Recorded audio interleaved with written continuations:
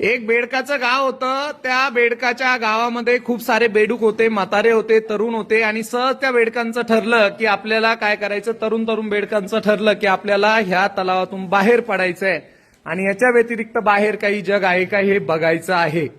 तर त्यातले 90% तरुण जे आहेत ना ते हापकले, घाबरले की नको बाबा, आपण जर या तलावाच्या बाहेर पडलो म्हणजे या सेफ झोनच्या बाहेर पडलो तर आपण मरून जाऊ किंवा आपल्यावर कोणी हल्ला करेल, आपण वाचणार नाही.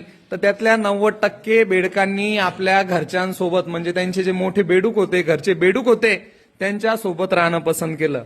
मग त्यातले काही 10-15 बेडूक लागले जायला, चढायला लागले वरती, तलावाच्या बाहेर निघायचं म्हणून चढायला लागले. तर चढता चढता त्याच्यातले खूप सारे बेडूक काय केले, खाली पडले. तर खाली पडले तर त्यातले परत उठले आणि परत चढायला लागले की बाबा चला आपले मित्र चाललेले आहेत आपण जाऊ. पण जे काय पडले ना ते परत चढण्याचा त्यांनी प्रयत्न केला नाही, ते खालीच राहिले. असं करता करता फक्त 3 बेडूक शिल्लक राहिले आणि शेवटच्या टप्प्यापर्यंत जाता जाता ते तिथं पोहोचणार तेवढ्यात बेडकाच्या आई वडिलांनी टाहो फोडला. अरे वरती जाऊ नका, वरती संकट आहे, तुम्ही बाहेरचं जग कधी पाहिलेलं नाही, आम्ही सुद्धा पाहिलं नाही, तर तुम्ही का बरं बाहेरचं जग बघायला जाताय. म्हणून ते बेडूक दोघं सुद्धा घाबरलेत की आपले आई वडील आपल्याला बोलवताय, आपण काय करूयात, जाऊयात आणि आपलं आपलं आयुष्य जसं चालू आहे तसं जगूयात.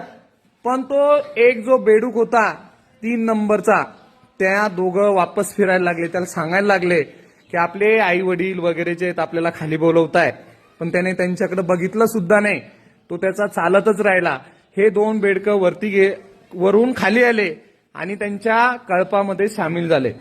मग कळपामध्ये सामील झाल्यानंतर परत ते खालचे ओरडायला लागले की बाबा तुझ्या लेकराला सांग, तो ऐकत नाहीये, तो वरती जातोय, संकटात येईल आणि खूप मोठं संकट त्याच्यावर आलं तर तो मरून सुद्धा जाईल.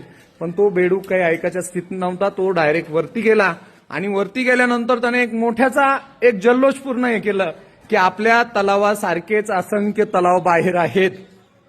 आणि तो बाहेरचे तलाव फिरून आला आणि नंतरच्या काळामध्ये त्याने काय केलं, सगळ्यात गावातील तरुणांना सांगितलं की बाहेरचं जग असं आहे तसं आहे.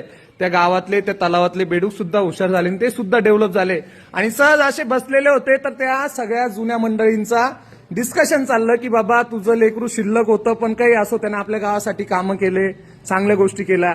तर त्या बेडकाच्या वडिलांनी काय उत्तर दिलं माहितीये का, ज्या वेळेस माझा मुलगा काम करायला लागतो किंवा एखादी गोष्ट करायला लागतो त्यावेळेस तो ते कानामध्ये काय करतो, बोळे खुपसून घेतो. म्हणजे तो त्याच्याकडे लक्ष देत नाही, त्याच्याकडे बघत नाही. म्हणून तो त्याच्या उद्दिष्टाकडे सक्सेस होतो, त्याच्या तो गोष्टी मिळवतो. आयुष्यामध्ये सुद्धा तुम्हाला तसंच करायचंय.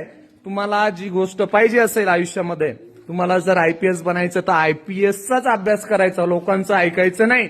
लोक खूप सांगतात खूप अवघड आहे, खूप क्रिटिकल आहे. कोणाला शेतकरी बनायचं आहे तर शिक्षणातूनच शेतकरी बनायचं, ऍग्रिकल्चर आहे, हॉर्टिकल्चर आहे, अशा वेगवेगळ्या फील्ड तुम्हाला शैक्षणिक क्षेत्रामध्ये. तर त्या दृष्टीने तुम्ही शिक्षण घ्यायचं, त्या दृष्टीने तुम्ही जोमाने काम करायचं. तुम्ही जर लोकांकडे लक्ष दिलं तर तुम्ही आयुष्यात कधीही सक्सेस होणार नाही. त्याच्यामुळं तुम्ही चालत असताना, योग्य मार्गक्रमण करत असताना इतरांवर लक्ष द्यायचं नाही, एकदम बैर बनून जगायचं. लोक चांगलं झालं तरी नाव ठेवतात, वाईट झालं तरी नाव ठेवतात, पण सक्सेस होण्या अगोदर तुम्हाला जास्त डिमोटिवेट करतात. त्याच्यामुळे तुम्ही थांबायचं नाही. कधी पण आयुष्यात काय करायचं, बैर बनून चालायचं. कोणी नाव जरी ठेवलं तरी नाराजी व्यक्त करायची नाही, आपले आपले पाऊल चालू ठेवायचे. एक रोज सक्सेस झाल्यानंतर असंख्य लोक तुमच्या मागे असतात आणि जर तुम्ही फेल झाले तर तुमच्या मागे कोणीही नसतं. त्याच्यामुळे सांगतोय, सरळ चालत राहा, तुमच्या उद्दिष्टापर्यंत तुम्ही एक दिवस जाशाल. आणि जे लोक तुम्हाला मागे खेचताय किंवा नाव ठेवताय तेच उद्या तुम्हाला खांद्यावर घेऊन नाचतील. त्याच्यामुळे इतरांकडे लक्ष देऊ नका, त्या बहिऱ्या बेडकासारखं जगा. आणि एकदा सक्सेस झाल्यानंतर इतर बेडकांसाठी काय करता येईल किंवा इतर समाजासाठी काय करता येईल या उद्दिष्टाकडे जा. पण सगळ्यात पहिले तुम्ही सक्सेस व्हा. सक्सेस झाल्यानंतर सगळ्या गोष्टी तुमच्याकडे असतात. ओके, त्याच्यामुळं मोठे व्हा, सक्षम बना आणि एक कार्यरत बनून आपल्या समाजाची, आपल्या भारताची सेवा करा, जेणेकरून आपला भारत काय होईल, आर्थिक महासत्तेकडे वाटचाल करतोय तर तो थोड्याच दिवसामध्ये आर्थिक महासत्ता बनेल. ठीक आहे.